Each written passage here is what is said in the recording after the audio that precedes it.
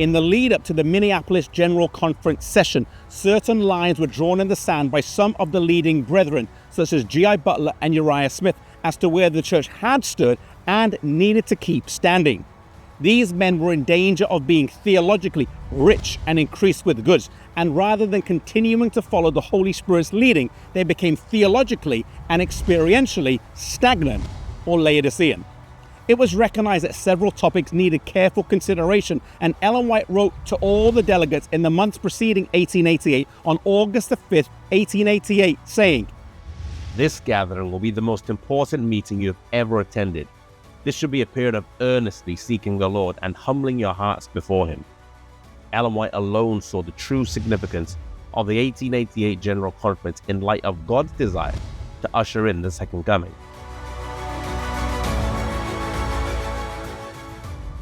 Sadly, the tension that had been building against the newer and younger ministers from California, Jones and Waggoner, from some of the older ministers, showed no signs of abating. W.C. White and G.I. Butler had communicated in the spring and summer of 1888 about what subjects should be discussed at the GC session. G.I. Butler had mentioned that the 10 horns or kingdoms of Daniel 7 and the law in Galatians should be prominently discussed.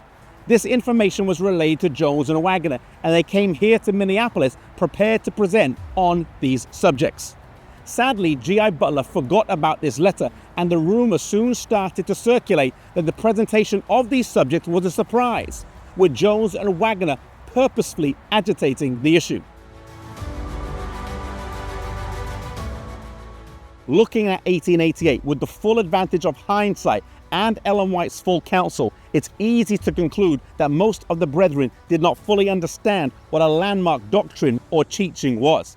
Instead of opening their hearts to the Holy Spirit's work through Jones and Waggoner on righteousness by faith, most of the leading brethren were heatedly focused instead on the law in Galatians. G.I. Butler, Uriah Smith, and other leading brethren concluded that the law in Galatians was only the ceremonial law. Jones and Waggoner had concluded through their study that the law in Galatians was primarily the moral law. Ellen White as well wrote several statements over the next decade supporting the view of Jones and Waggoner that it was both the ceremonial and moral law, but especially the moral law.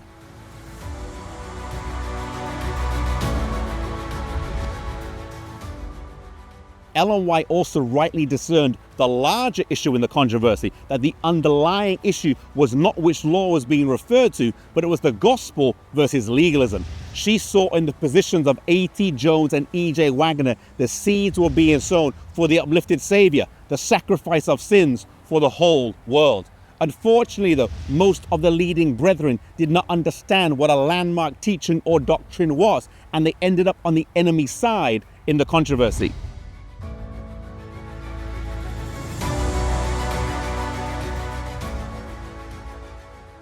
There is a phrase majoring in the minors, and it would appear regarding the subject of righteousness by faith that certain of the leading brethren chose to major in the law in Galatians and missed the complete story and the greater blessing of the gospel in Galatians. Furthermore, this message is seen holistically throughout the writings of Paul and the rest of the Bible, with Galatians 3 providing a small but vital window into the message. But this part was zoomed in on by those opposing the gospel emphasis.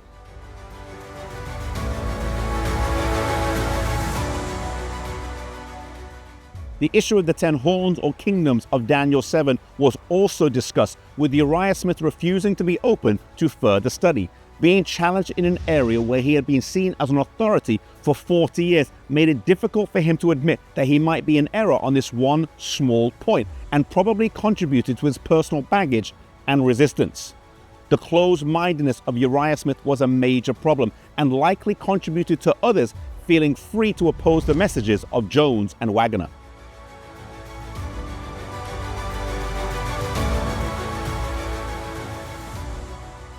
Some have expressed concern regarding the fact that we do not have the sermon manuscripts of A.T. Jones and E.J. Waggoner from their presentations here in Minneapolis. However, there is a wealth of written material by A.T. Jones, E.J. Waggoner, Ellen White, and others who responded enthusiastically to the 1888 message. Materials written before, during, and after the General Conference so that we can carefully glean an accurate idea as to what was presented. Waggoner wrote the Gospel in Galatians in 1887. He wrote Christ Our Righteousness in 1890, which his wife said was based on her shorthand transcriptions of his Minneapolis presentations.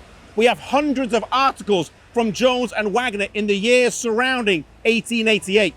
We have 1,800 pages of Ellen White's correspondence, manuscripts, and sermons in the 1888 materials. In addition to that, we have W.C. White's notes and 600 pages of letters from other participants. With all these voluminous sources, we have more than enough to give us a clear idea as to the content and significance of the 1888 message.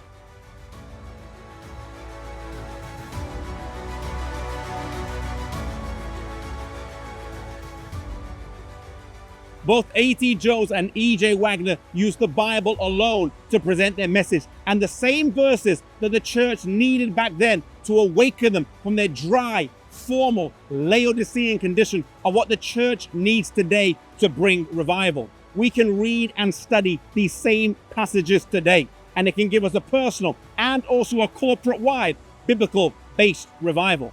As we study this episode in our history, may we focus primarily not on the controversy, but on the beauty of the gospel that the Lord sought to bring before his people.